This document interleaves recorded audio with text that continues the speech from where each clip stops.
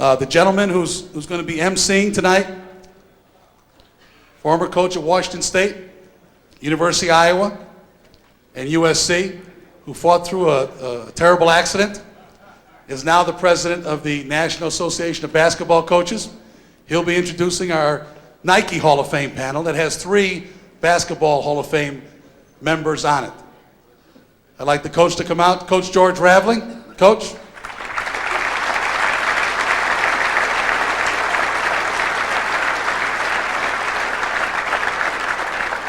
Thank you. If you're wondering why I'm dressed in a suit and tie, it's because my mother did a good job of raising me. I would suspect that somewhere out there in the great vista of human existence, my mother is somewhere. And I think she'd be gravely disappointed if she thought that her child had an opportunity like this and he showed up and was not dressed appropriately. If I were going to go to a luncheon, a breakfast, or a dinner, and there were 5 ex-United States presidents there, I wouldn't show up in shorts or jeans. I would dress in a manner that would denote to them that I respect them. And in the world of basketball, I construe these individuals as being at the presidential level. And so thus I decided out of respect for them that I would dress appropriately and wear a shirt and tie. Despite the fact that our apparel norms and standards in America have been relaxed, I'm not going to relax my respect for these individuals. And so I'd like for you to join with me in bringing out the giants of college basketball. And what I think is interesting about them is they all travel a different road mentally and physically to achieve success. None of them played the same style of basketball. They all had a different philosophy. Some are funny, some are serious. But nevertheless, they all are winners. And I'd like to introduce them to you. The first person is one of the most intriguing individuals that I've ever met in coaching. I can remember many years ago, we both spoke at a clinic in New Rochelle, New York, and he started off the clinic by saying, some things I say will be true and some things I say will be false, and it's up to you to figure out which is which. And that could only be Al McGuire.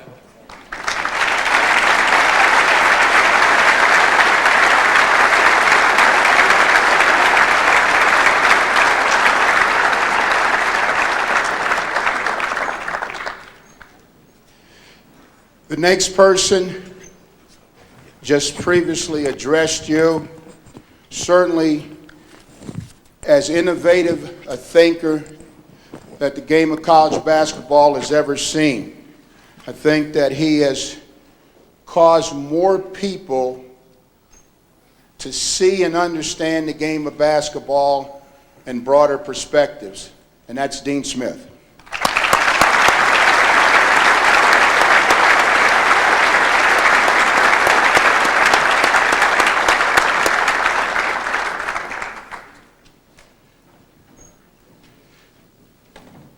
Dressed differently than he is.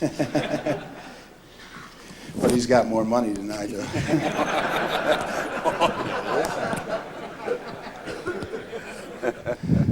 Most wealthy people are poor dressers. Most poor people try to look impressive. The next guy, to tell you how old he is, he coached my roommate in college. He coached him in high school. At that time, it was called St. Anne's Academy. And actually, one of the great players at Carolina, Tommy Kearns, played with my roommate in college and high school. And he went on to a great career at St. John's. He's one of the sincerely wonderful people that this game has produced, and one of its most successful coaches, Lou Carnesecca.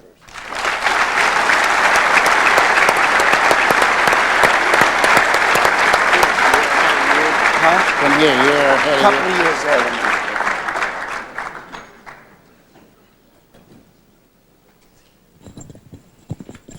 And as you can see, Lou has a sweater on tonight, but it's not really, I don't know what the brothers would say about that, Lou.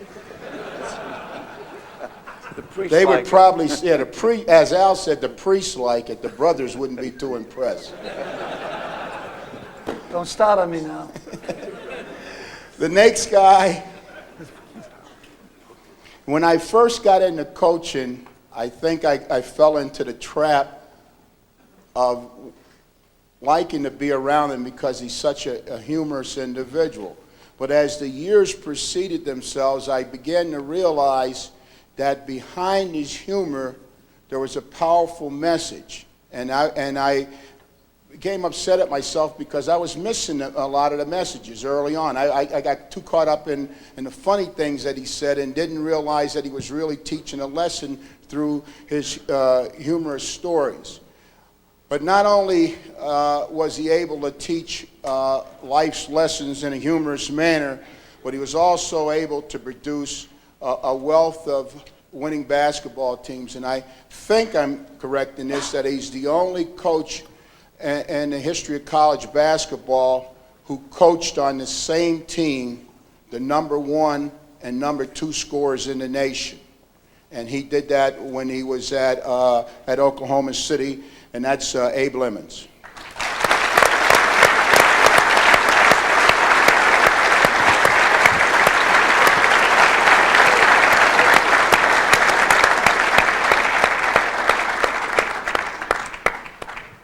And Lou said he thinks Abe's been on a Jenny Craig diet. And the last guy has won at every level he's ever coached at. He's won national championships. He's going to go back and try to win an additional national championship or two. I can remember when he was at Long Beach State, calling him and asking him if he would go over his 1-2-2 zone that he played. Back at Long Beach State, he was a great zone coach. And, of course, today he's equally known for his man-to-man defense and his outstanding and tenacious basketball teams, Jerry Tarkanian.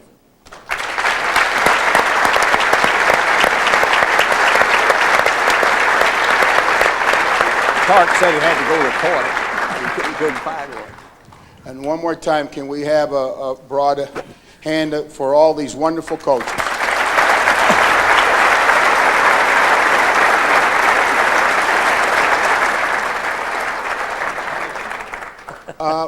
We have some written questions, and we're going to try to create some dialogue. If necessary, I'll come down through the audience, and you can offer additional questions by way of the microphone.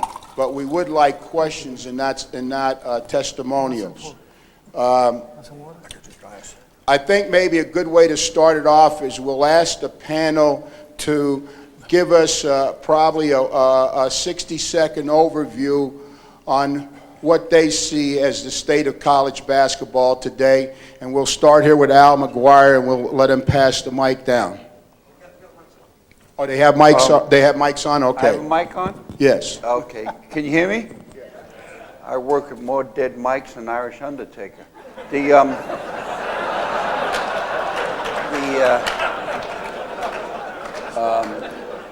College basketball is on the top of a Technicolor tidal wave or Technicolor avalanche. It's there. The only thing that's needed, in my opinion, is the court to be wider, but that will take at least 25 years. Outside of that, the Rules Committee should meet every third year, and that, because they make changes. College basketball doesn't need to be fixed, it's not broken, it needs to be improved.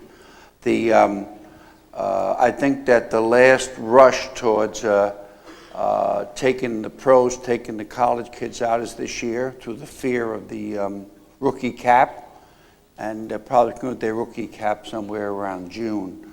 I think the NCAA does a magnificent job. I think that they should go one more weekend and knock out the postseason conference tournament, and then start in 32 sites, 8 teams to a site. That's 256 teams, and we got the whole country involved. I can see Dean's upset with that statement. I got an itch. And so that's my view of college basketball. I've been gone longer than anyone here. I've been gone for 19 years. And it just seems like yesterday the last game that I coached was in 1977. So I remember. Dean remembers. It was against each other in the finals in the Omni in Atlanta in 77. Oh, is that where it was? Yeah, you had 3 guys down with injury then, Dean. Quickly, just to lead in, I listened to what he said, but I wasn't disagreeing. But in a way, we already have everyone really has a chance for the national championship because of the tournaments. As long as every conference continues to have one, that means everyone can throw it up. I know Notre Dame didn't. Who else was an independent last year? Only about 4. There's only about 4 or 5 teams that really didn't have a chance. But basically, college basketball is, as Al said, is all-time high in interest.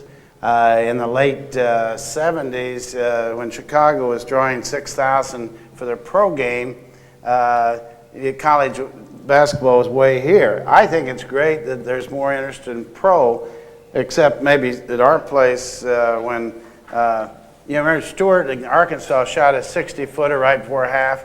Our place, they wondered if we didn't put enough defensive pressure on him. And Kentucky area, Indiana area, but I think that's wholesome in that we are colleges, they are student athletes, and I think the game's going great, except too many hard fouls, airborne. The refs on TV, I'll get on it. Rafferty's worse. Billy says nickel a dimer. But what happens is the team that fouls the most is better off because most officials don't want to have it replayed. If you don't call anything, it's never on replay. So it's not a bad idea. And then later on we may get to it, but I think college basketball has done a great service to see kids from all backgrounds come together. And I love to go to my players' weddings and to see their teammates and some rich, some poor, all together. It's something special. And I think like you have something special, you coaches working with the teams. We're lucky to have worked with all these teams. I've been asked 1,000 times since I stopped coaching, what's the basic difference between professional and collegiate ball? If you ask my wife, she'd say $500,000. And there is some truth into that. And I have to agree with Al, because when the court was first started, the guys were all 5'2", had mustaches, right? And they weren't that big. But today the guys are 7'4", 7'5", 7'6", and that court hasn't changed. It's still the same width. And that's why I think maybe if we enlarge it, it might be a little better. The next thing, coaching change, definitely. You people are definitely much more sophisticated. You have to know many more things on offense and defense. You probably have to take a lot more courses in psychology to handle all the various young men and women that we have. So you really are much more knowledgeable. I don't know if we're as thorough, but you definitely have to know more. And also, there's also much more pressure on you than when we first started coaching. True. So, Well, the thing I've noticed is the three-point play. It's always been there, just counted 2 before.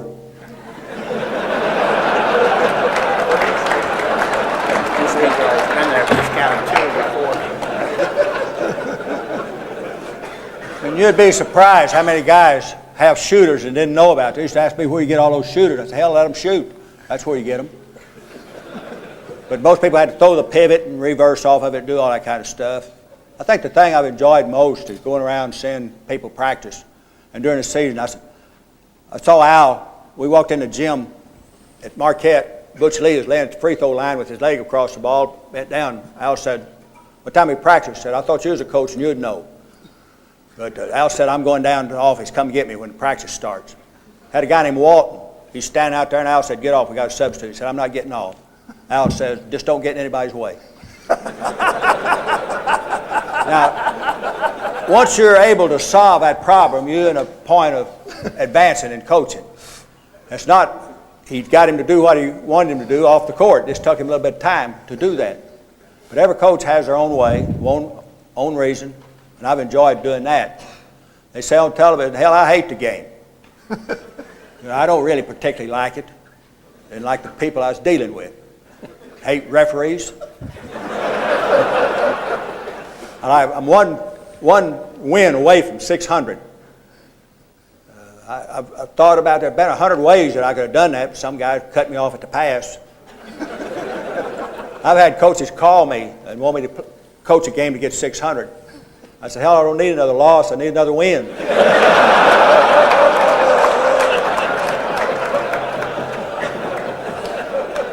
I'm kind of like the guy who plays in the band. Everybody can't lead it.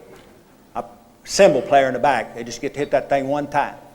Everybody else has got something to do. They got the first chair and the flute and all the coaches. And your job is to keep your job on that singing squad there, that band. That's what I did. I just coached for about 25 or 30 years. I got quit a little early. But it's everybody's different. Until you're able to put out what you want to do, you're never going to be a success. I don't believe you could just leave a guy open. Hell, I've left guys open and scared them to death. You got guys on your team, if they get the ball, you hide your eyes, afraid he's going to shoot. Always gave them that opportunity. We played BYU in the Final Four, Final Eight, BYU, and UCLA was there. We won 112 to 102, and the guy told me I had the worst defense he ever played against. I said, yours ain't too damn good tonight.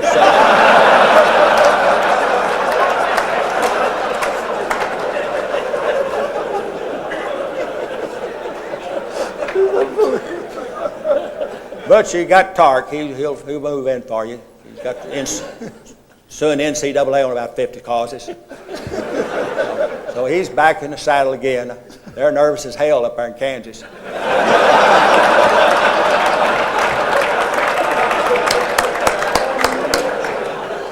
But he's a good old boy, and you're going to like him.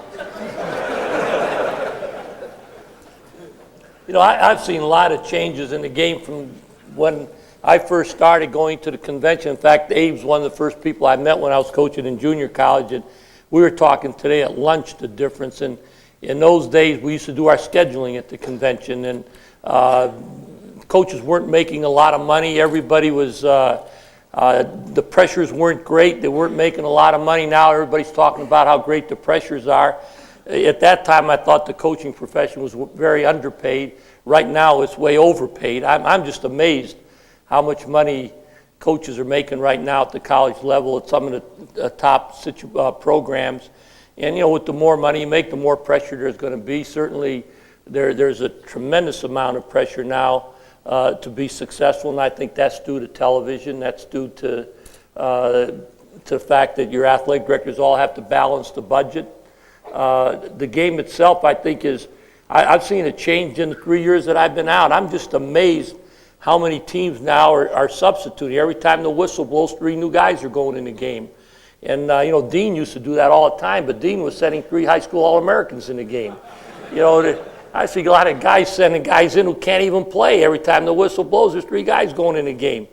And I've never said that. That's something that really surprised me, because today Louis and Abe and I were talking at lunch, and Louis was talking about how his philosophy, and Joe Lapchick's, was that you play 8 guys. And I remember about a year ago, John Wooden was at Caesar's Palace, and he called me, and I went down and spent an hour with him. He had a speaking engagement, and we started talking, and that was the first thing that he brought up, that the difference that he had seen is the substitution patterns from the coaches.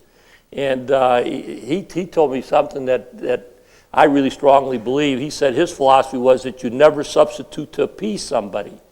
And and he said he thought that that's what's being done a lot in the game right now. I think that's the biggest thing that I have noticed. Maybe it's because the last 3 years when I haven't been coaching, I'm watching games differently. It may have been going on when I was coaching. I just was so much into my own team, I wasn't aware of that. But it absolutely amazed me. And then when a team plays, it amazed me. I always talk about how our guys were tired. I don't know how the hell you get tired when you get 2.5-minute TV timeouts. How does a guy get tired when you got a 2-minute or 2.5-minute TV timeout? And that's the biggest change that I've seen. The other thing that I don't like, and I wish somehow, and I don't know what the answer is, but somewhere the last 2 minutes they've got to eliminate the intentional fall. Everybody's just grabbing and falling, and every year we go to the officials meeting and they tell us they're going to call the intentional fall. They never call it. Maybe you have to shoot the free throw and get the ball out of bounds, but there has to be something to take away the intentional fall the last 2 minutes of the game. I don't like that at all. I like the three-point shot. I like the 35-second clock. I think they're two of the best things that have happened to basketball. I think the 35-second clock, I think from a coaching standpoint, is going to even can influence your thinking a little bit. I don't think you any longer have to go out and deny the lead past the first pass anymore. I think you basically did that to speed the game up, but I think with 35 seconds, if you just play good, solid pressure defense, the clock can help you. So I think the game has changed. I think the rules have been good. I don't know if anything's happened with the one rule. The worst rule that I can possibly imagine is that 5-second where you can dribble all day without that 5-second count. Especially when you're palming the ball. Whoever passed that rule, that's the most ridiculous rule that I've ever. How can that be good for basketball when you got a guy holding your dribbling the ball for 30 seconds? George, you're on a rules committee. I wish you can do something about that. He's the chairman. The first question from the audience will be directed at Coach McGuire, and it's an intriguing question that I'm sure that Coach McGuire will have an answer for. It says, Coach McGuire, I have a 6'8" junior who can be a good player. However, his father wants to help me coach him. What should I do? Leave home. I would first run to Dun & Bradstreet and the father, see how much he's worth. I think that you run your club your own way, but you got to remember that a father is a father. I mean, my son played for me at Marquette in the early 70s, the baby Byrne years, upheaval on the campus, Ben Franklin glasses, guys walking around hand grenades. George doesn't remember that. All he remembers the book he did, War on the Boards. But I'll tell a quick story to relate. I would advise any of you out there with children not to coach your daughter or your son under any condition. It's beautiful for you. It's a honeymoon. With my son Alex, started a great love affair with me and my son Al. But my son only visited one school, and that was Dean's School. Then he came back and ended up coming to Marquette University. But I'll tell you a story, and then we'll move on to the next question. And because the game has passed me by, I don't really know basketball. I feel basketball. I think mothball head Billy Packer knows basketball, and the other guy, Dick Vitale, he belongs in the rubber room.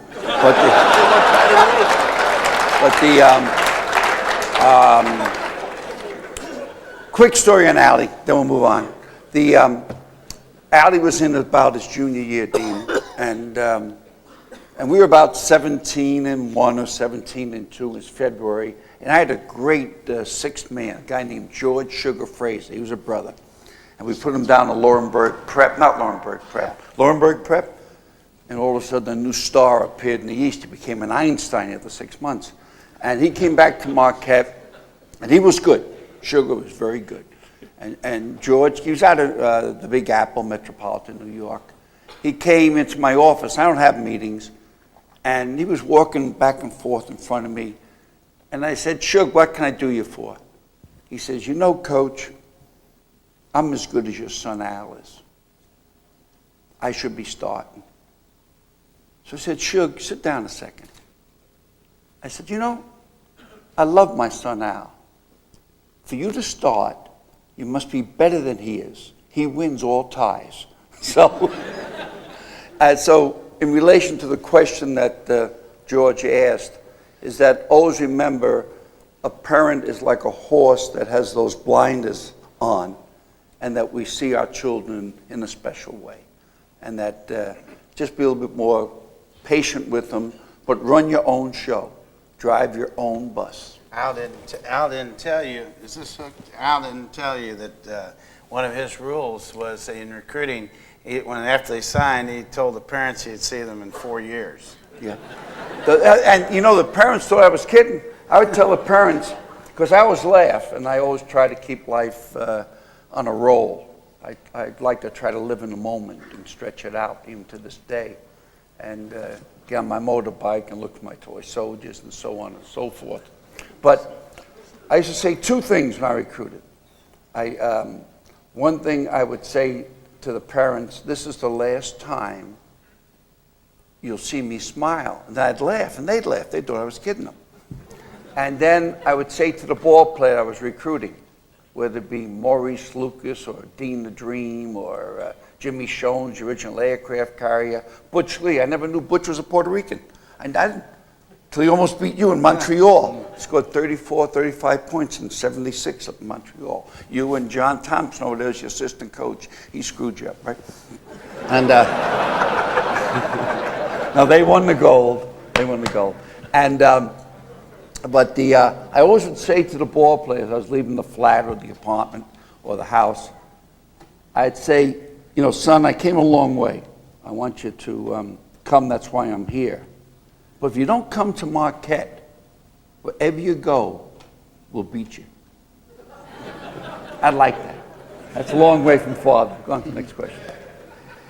I'll add a footnote to that. A number of years ago when I was coaching at Washington State, Lenny Wilkins called me and said he was going to send his son over to our basketball camp.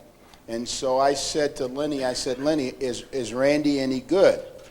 And I'll never forget Lenny's response. He said, George, never ask a parent to evaluate their child because they have no objectivity. And I think that that's in Al's situation, what Al's saying, I believe that parents are not going to be objective when it comes to their children. And as coaches, you shouldn't expect them to be objective. The next question is for Coach Tarkanian. It says, what are your ideas, suggestions for the great practice player, but the player that chokes or turns in subpar game performances? That's an intriguing... That's a tough question. First of all, I think if a guy practices well, eventually he's going to play well.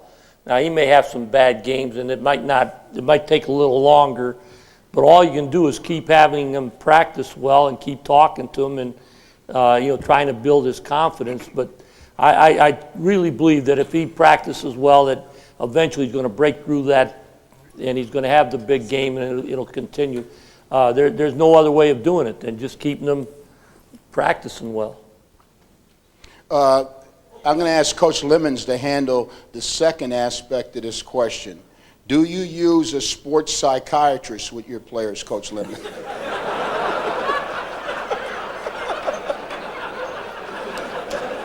I use one for myself. Thing about those players, they get out and graduate, but hell, you got to live. Take care of yourself first, look after them little rascals later. If you don't like parents, recruit orphans.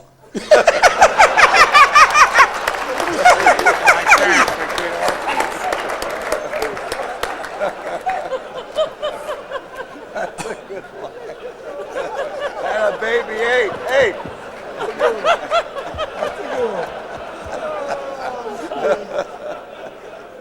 I got to write that one down.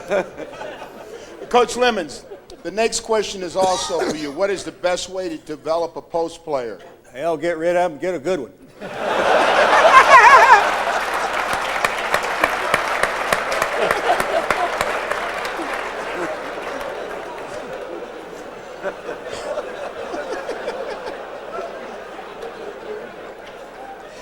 Could you give us an example on how to do that, Coach?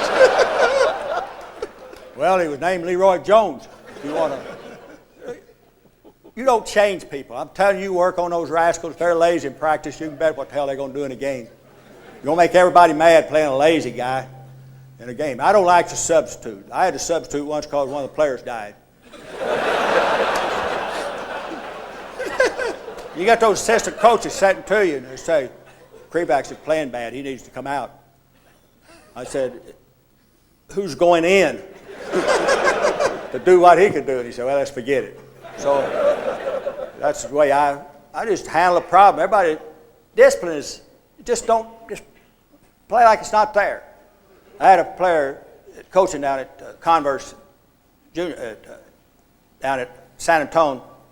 He left a message on my tape recorder, and I called him back, and the question was, what do I do with the boxing one? I said, hell, ignore it. Because he's in a playoff, what the hell are you going to do? You do like Al, you cover for boxing one, he's in a triangle and two. You start worrying about all that stuff, just ignore it, it'll go away. Might be a little late. But you can't beat good players. Good players are fine. And, you know, if they can shoot, let them shoot. I talked to a guy, he's eating up with these numbers, number 2 man, number 3 man, small forward. Hell, they couldn't get one in the pros till they got a small guy. They called it a small forward, which is obvious. I said, can a small forward be a power forward? No, you can't do that. I said, why the hell not? You call him if you want to, do anything you want to. And I said, another thing, you got these 1, 2, 3, 4, 5 guys. I said, what if I didn't have a 4? I had 2 5s. Who in the hell would your 4-man guard? And he says, you got to have a 4. You don't have to have a 4. But you get eaten up with all this stuff, the 4-man. I recruited a great 4-man. I'd like to go around and offer suggestions, like John Thompson stands up on times, put ads on the back of him. You know, put Hertz rent-a-car. You got a wide screen. How'd you like to have a seat right behind Georgetown? And paid $40 for it, and all you see is John's coattail. Those are things that's a problem.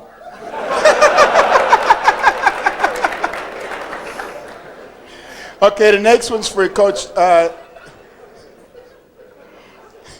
You're tough following Abe, Coach. For Coach Dean Smith, it says, how, after signing a player, do you deal so well with the high egos of young players, and how should we as high school coaches deal with them if they are the difference between winning and losing? I actually, in some of my clinics, I think I may have, or in that book, a couple of guys I've written some time ago, you know, where you peer pressure, you punish somebody by the guys run for the guy that messed up. And one coach said, well, Joe over here, he doesn't care about his teammates, and he's the best player we got, and it doesn't bother him at all. They're running for him. And I kind of wonder whether you'd be better off without Joe, but maybe I haven't heard from him, so he's probably fired. But really, I do think the ego's the same, except there's high school, the best high school players generally, you go through the pros, a lot of them went up the hard way. Jerry laughed about high school All-Americans, and this year we were better. We had 3 walk-ons coming on, and they were better than high school All-Americans. I don't think you can go by high school All-Americans, but I do think they come in with. I know a favorite coach of mine that calls them, if they're McDonald All-Americans, he doesn't want too many hamburgers because they come in with such a big ego, but it's quickly ended at our place. We just let them, the first day of practice, we had a highly recruiting group at 91, and we just had them play the varsity, and in front of all the high school, we had several thousand coaches there, you know, high school coaching clinic we have every fall, and they were behind 52 in a 20-minute scrimmage, so I call it a 104-point defeat. But this, you know, Montross, Rozier, guys you've heard of, Phelps, Reese, and all of a sudden, the ego isn't that big.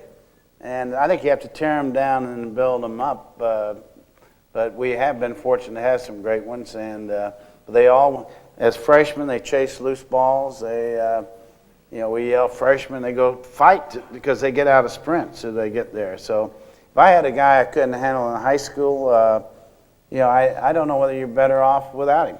But that's easy for me to say. But I question that.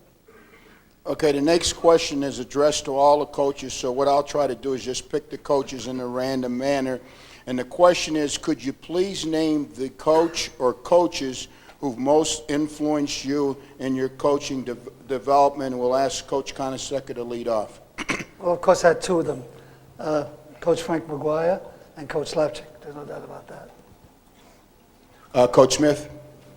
Certainly, Dr. Fogg Allen, my college coach, and Dick Harp, his assistant, were very meaningful. And then I assisted Coach Bob Spear at the Air Force Academy, one of the great teachers I think I've ever known, and one of the great bench coaches. And he coached these two guys. I admire him.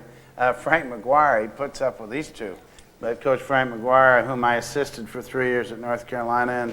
And then I'd add Mr. Henry Iba.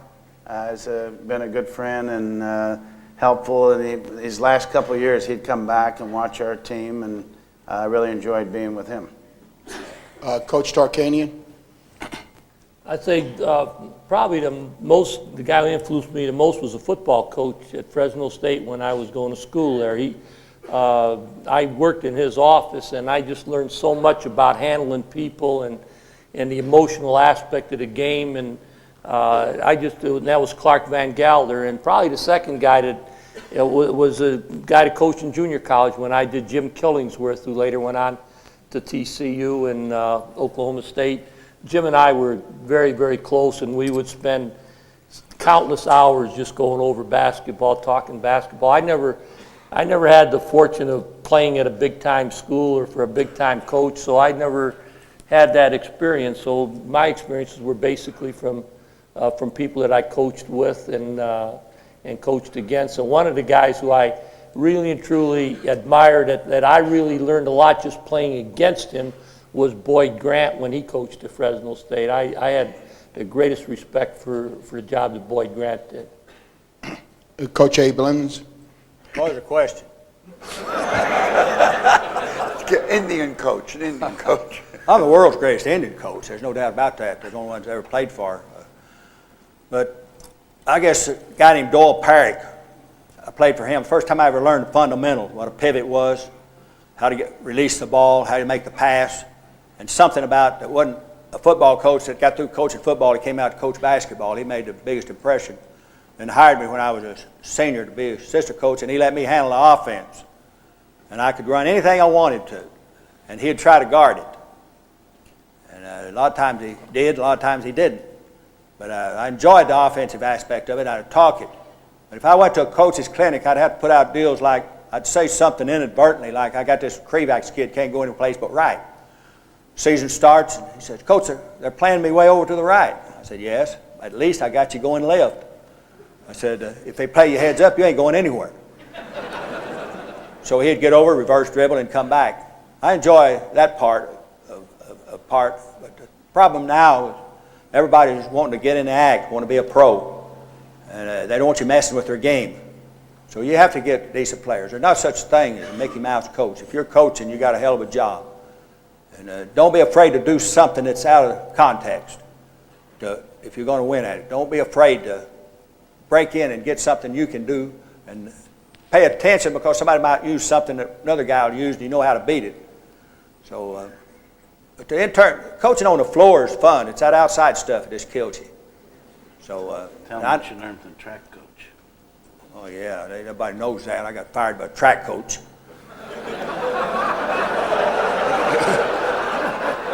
And if you're going to coach a game, track would be the deal. All you got to do is line them up, tell them get to your left and get back as soon as you can.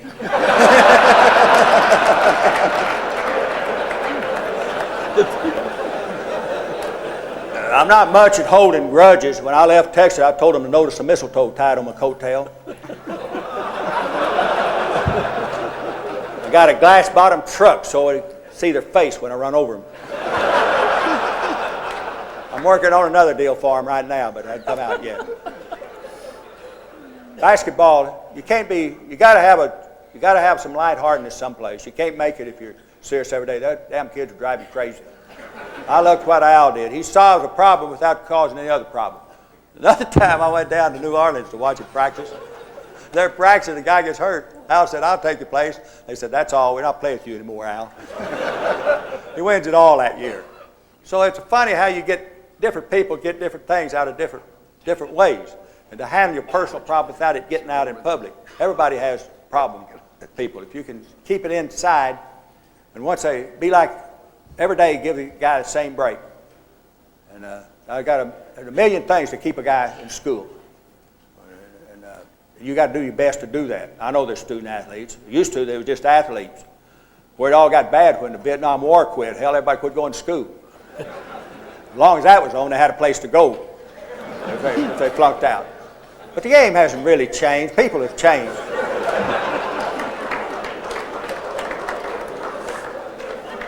Okay, Nate says, Coach McGuire, in case you forgot the question, the question was, what coaches influenced your philosophy of basketball? I go along with Coach Lou and Dean. I played for Coach Frank McGuire. What he taught me is the Nick Romano, knock on any door, live fast, die young, had a good-looking corpse. It was a movie. And that is that you form your group, and you make 5 or 6 people one. And that almost to a point where one of Coach McGuire's biggest liabilities was his loyalty. You got to accept people. If you accept them, you must accept them on Saturday night when they're dressed like Astor's pet pony, but you also got to accept them on Monday morning when they got curlers in their hair and the runs. So he taught me that. And the other coach I respect is Dean Smith. And the reason I respect him, I'm not trying to stroke him, I know I'm embarrassing him saying that, is that he has stood the test of time. I'm named after the governor of New York State, Al Smith. He was the first Catholic they ran for president and got the ball to the 50-yard line, and JFK got it over the goal line. But he always said, show me the record. And for anybody to have done what this guy has done to the left of me for the last 31, 32 years, I mean, every year and every dart and every crack in his arm was looked at. So he's one of the guys I admire. And that's about it.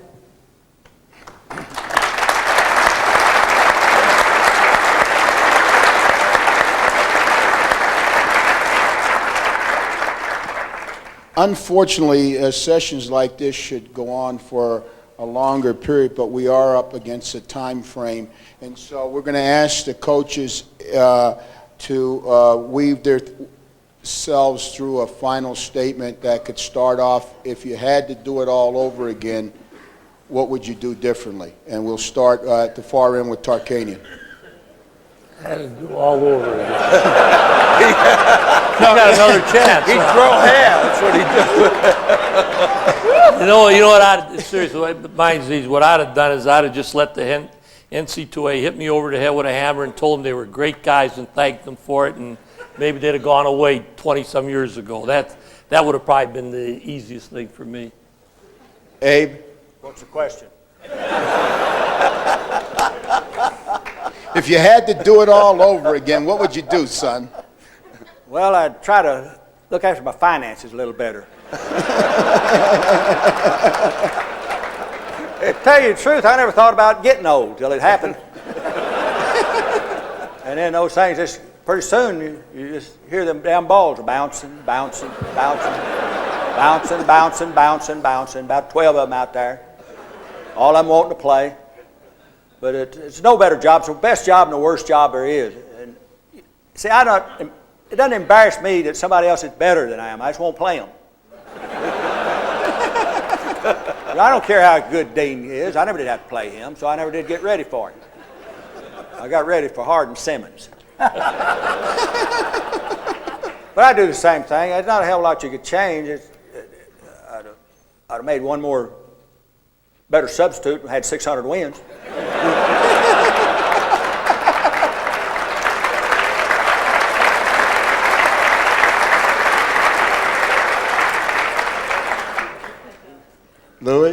you with us, Lou? No, wait. If I had to do it all again, I probably wouldn't want to lose. Okay. And let me tell you what, sometimes you're going to lose. And whether we like it or not. And I had a team once, I think you might have seen it again, it was on national TV. We went 18 minutes without a score, okay? By accident. Nobody even fouled us. We were so bad, so help me God, that our fans were such a state of shock they couldn't even boo us. So we finished that ball game, we go up and play Providence, we go 12 minutes without a score. Finished that ball game, go down and play Seton Hall, we went 8 minutes without a score. We were building up an immunity, okay? And then my friend said, well, Lou, you're too tough, you're too tight on them, why don't you loosen up? So I did. I started playing music before practice, during practice, even after practice. That didn't help. I even had shirts made up, the gang that couldn't shoot straight. No matter what I did, nothing worked. You know what finally helped and what really did work? Graduation.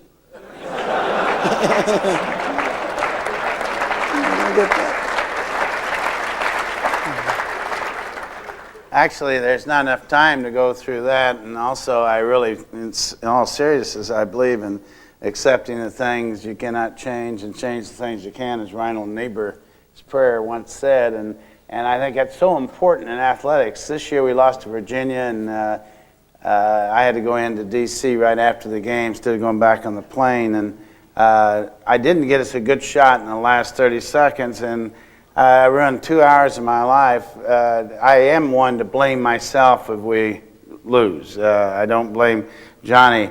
Alan, I know a coach that used to get on his radio show long ago, and if they lost a game, and he said, well, if old Jimmy had done what I told him, we wouldn't have lost that game.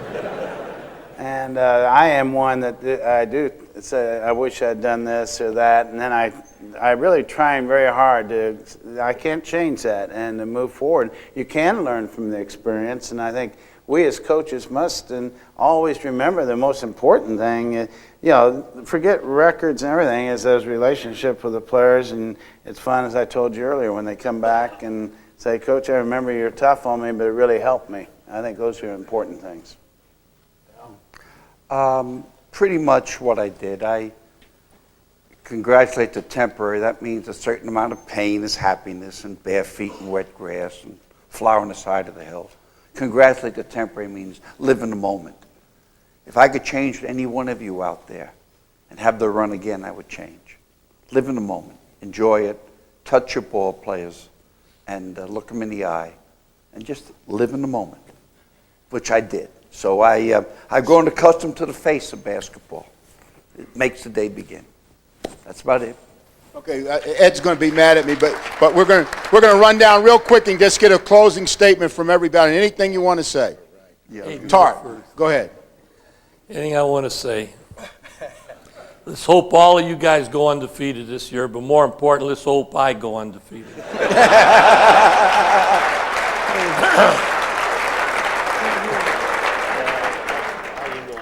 All I can say, it's hard to win. It's really hard no matter what league you're in. The toughest league's the one you're in. I know you're worried about UCLA if you don't play them.